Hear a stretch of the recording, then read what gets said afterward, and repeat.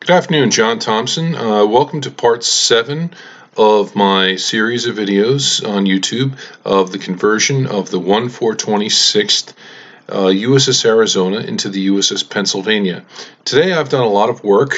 I've painted the boats. The boats are all in place, as well as some photo etch work on the forward superstructure. There are a couple things too that I did learn. Among them, I had to basically learn the lesson of not putting the funnel in place before adding photo etch. This was true with adding the two big stairs that come down from the back of the superstructure. It took a while to do. It was difficult, but not impossible, but it took a while to get right. So I got them looking right. I still have those railings to add in that back section, and then I'm going to work my way around. At least that lower deck will be done, and I can kind of add the photo etch from there.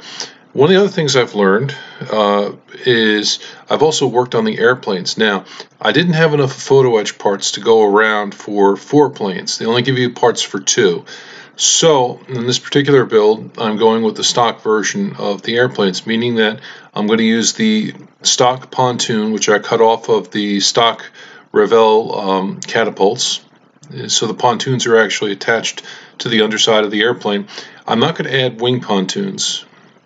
They do have them in the photo etch kit, but like I said, it's only for 2 planes, and they also don't give you enough of struts too as well, struts and bracings. So for that, I'm going to just basically leave those parts off the model.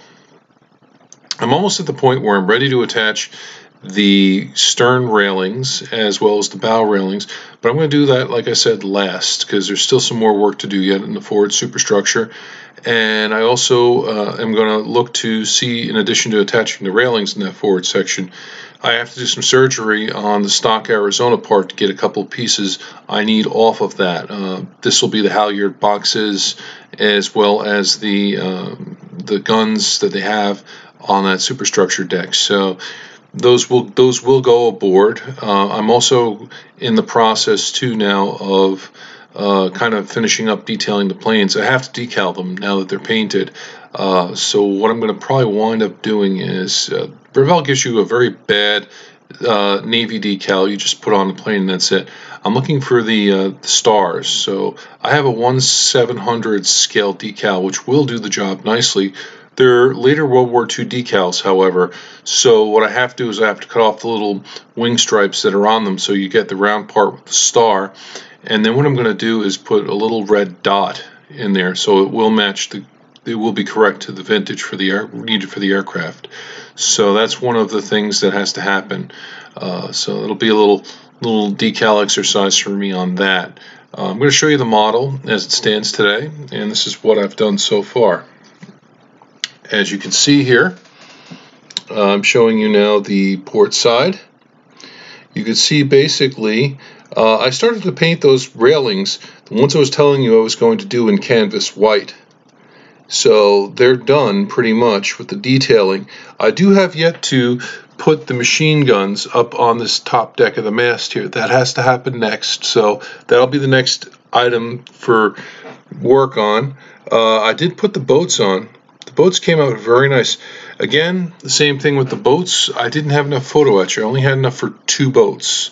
So it was a question of either going all or nothing, and unfortunately I needed the 4 motor boats there, so I decided not to put the detail on that.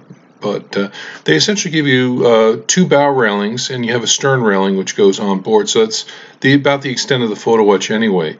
What I did wind up having to do was running the boats across a sanding block, like I mentioned in the previous video, and what that did was that basically narrowed or reduced the thickness of the boats, so this way the boats look more in proportion.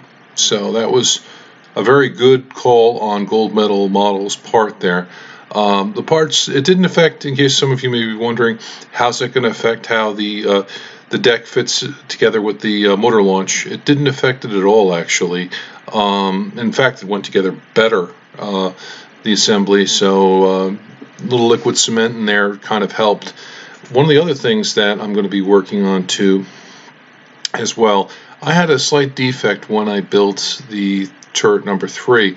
When I glued the catapult on, I had a little bit of a defect, a little excessive amount of super glue kind of built up on top of the turret. and I painted it hoping it would go away. Now I'm going to hide that actually with one of the cradles to the airplane. So it's supposed to go on turret number 3 anyway, and in that location it will cover that up and you won't notice it's there. So that will be kind of a good thing, you know, happy little accident, so to speak, in model building. One of the other things too that I have yet to do is complete bracing on the main mast, and this is basically these little braces, V-shaped braces that pop out of the mast top. Rigging is going to attach to those, and that'll come later on as I get more advanced in the model. So I pretty much right now, the photo wedge fret is starting to empty out a little bit. All that I really am going to use left on it now are just the railings. So the cranes are there. I do have figures and crew from both sets of photo wedge. I have crew from the 1/4/26 Tom set. They give you a few figures, and I also have some very nicely done figures on the gold medal model set, which I may think about painting. They're a lot easier to keep track of. Unfortunately, Tom's is kind of a bit bad with how they place things on the photo wedge fret. At least with gold medal models, it's more or less, the parts are more or less contained in gates, so to speak, rather than little wires that you have to cut and having parts within parts. That's Tom's sort of style of doing that. And I notice also that some of the parts are actually more quality parts. Excuse me, they're more quality than you would find and on the gold medal set. So that may be something to consider. Also, I consider it them to be parts basically to redeem yourself. Say, for instance, you made a mistake on the halyard booms. Gold medal models will give you an extra set, so you do have a second chance in case you make that mistake. Now, keep in mind, too, that those flag booms are mirror images, meaning that you have to basically take the fret, turn it over, cut the part out, and then fold it like you see it. So that way you get opposite-handed parts there. Now the cranes, I still have to work on some more photo etch detailing. They're suggesting that I add ladders. This is according to Tom's. I do have ladder stock though on the gold medal set. I may add some ladders to the cranes to sort of finish them off a little more. But that's not really a priority right now in the build. The main priority right now in the build is getting the railings on the forward superstructure.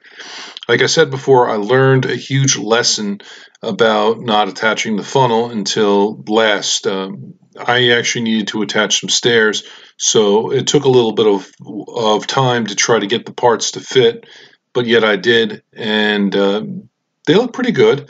I have to get that one little railing section in there. It's going to be a bit of a trick, but I'll be able to get that in there and hopefully be able to get in there with the paintbrush and paint everything. That seems to be the other nemesis to model building, with when you do the photo etch last after stuff is in place. So it's sort of been a learning curve for me too. Like I said, unfortunately with this kit I had to build things a little bit differently and out of sequence than I normally would.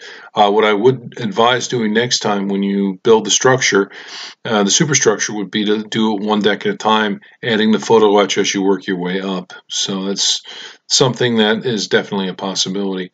Other than that, that's basically it. Like I said, it's mainly just finishing out the detailing.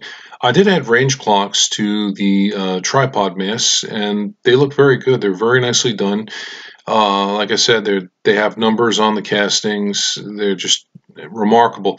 Unfortunately, you have to be very careful when you paint them too, because they can look a little sloppy when you paint the numbers in. I used a Sharpie marker and tried to get it as neat as possible, and it looks, I'm not happy exactly how they look, but because I'm looking at the model from a distance, you can't really notice. So I'm sort of making do with that there. Other than that, that's about it. So I'm going to finish part 7 here, and have a great day.